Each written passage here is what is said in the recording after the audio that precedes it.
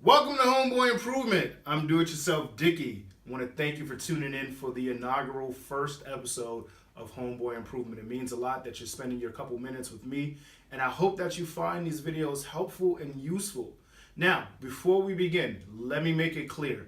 I'm not a licensed contractor. I have no formal training in this stuff, but as you can see, I've had a lot of work done to my house lately. So I sat back, I watched what the real professionals were doing, and I picked up some tips and tricks that I want to share with you should you encounter some of the same problems that I have.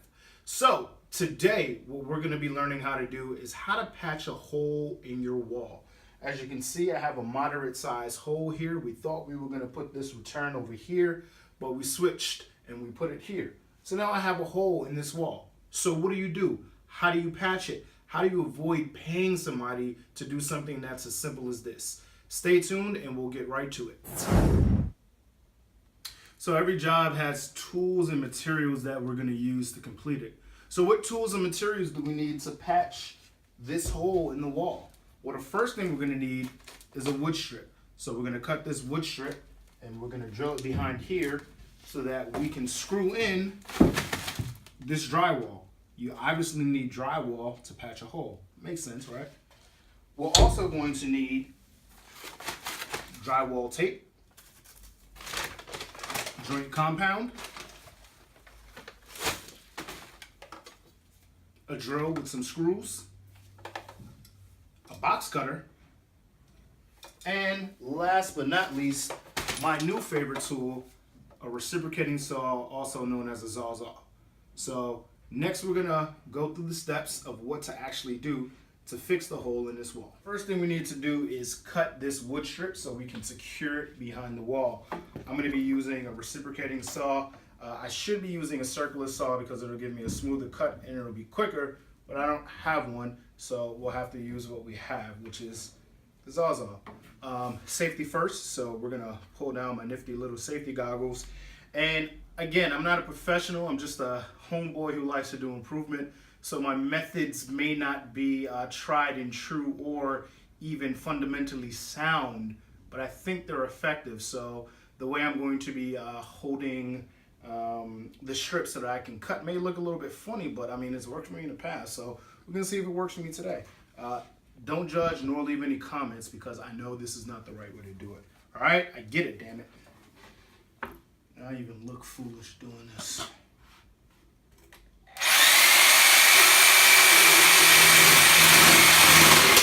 All right, so we got our strip cut. Now the next step is to drill it behind here so that it can act as an anchor, or not really an anchor, but we need to drill the actual drywall into this wood strip. So we're going to take a power drill. I have 1.25 inch screws right here. You may or may not be able to see that. And now what we're gonna do is we are going to drill this strip in.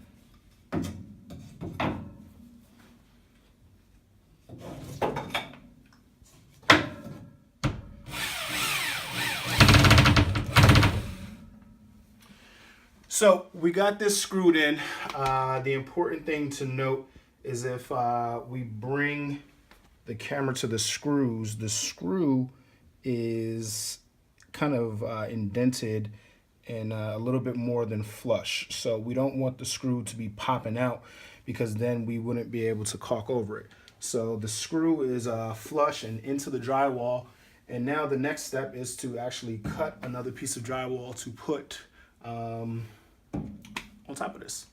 So I've already measured the drywall, gave myself a little measurement here. I'm gonna use this box cutter to actually cut the piece that's gonna go into the hole. So just gonna follow along like this. And we're gonna cut here. Now always use caution when using the box cutter because these things are sharp and they do not forgive.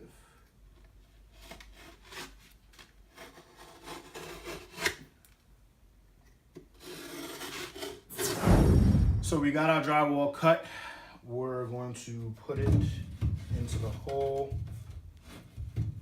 like so. Well, not like so, but like this. And Now, I'm gonna get it in there as snug as possible. Now we're going to drill screws into that wood strip so that we can start the next process.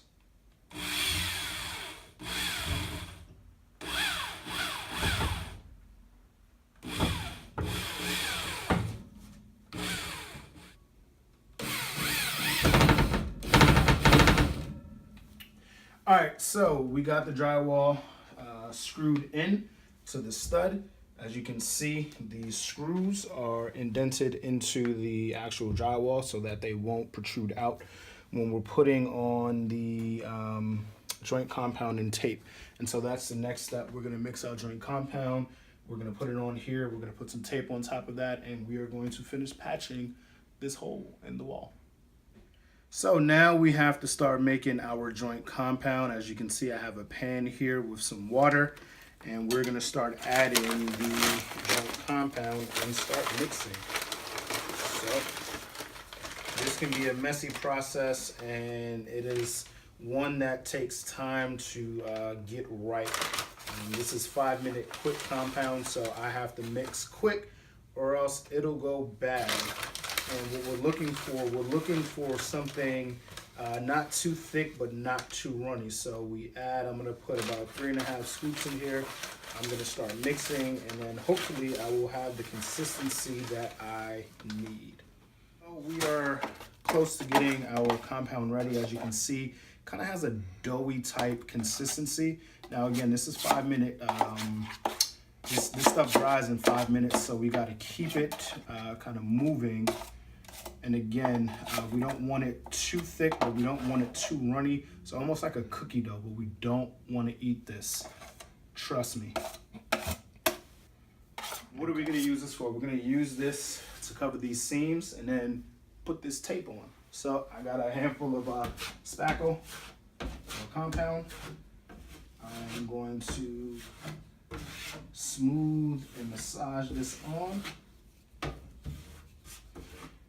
Now the important thing is to make sure that we get it even, because what we don't want is we don't want it to be uneven, because that means we'll have to do a lot more sanding. So once we get this first coat on, we are going to take our tape here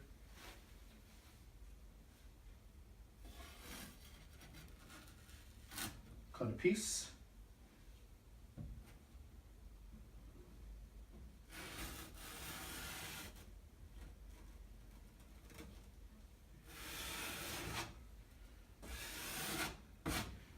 And then from there, we're going to add another layer of compound on top of the tape.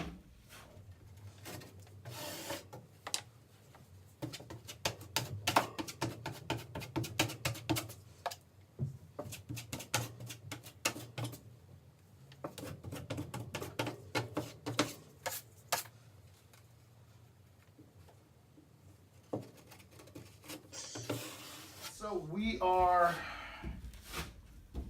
finishing up our project here.